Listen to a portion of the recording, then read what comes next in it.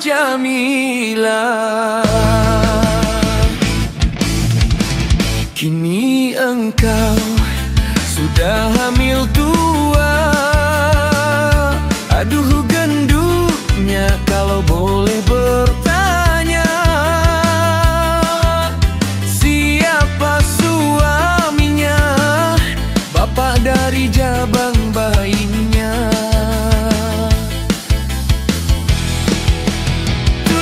Aduh Jamila, cuma bertanya, kok jadi marah?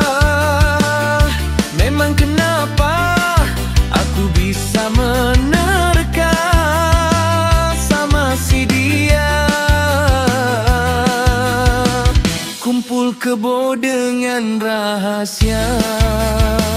Ya Jamila,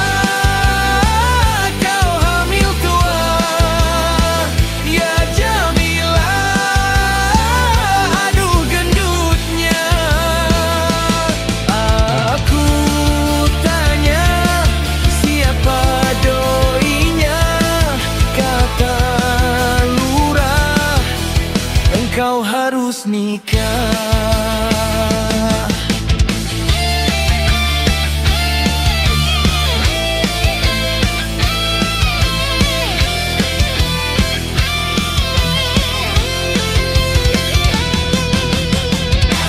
Aduh Jamila,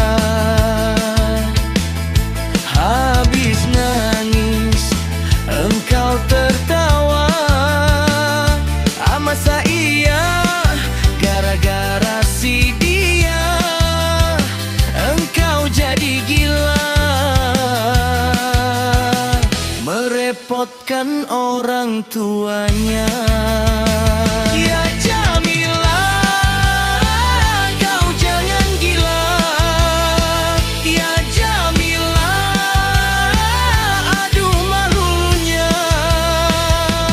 Jangan kecewa, masih ada saya. Kedua kita bisa nikah. Ya Jamila, gak jadi gila.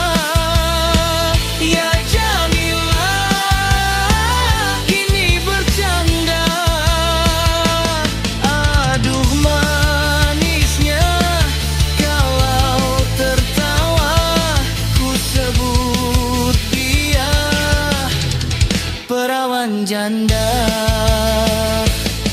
Ku sebut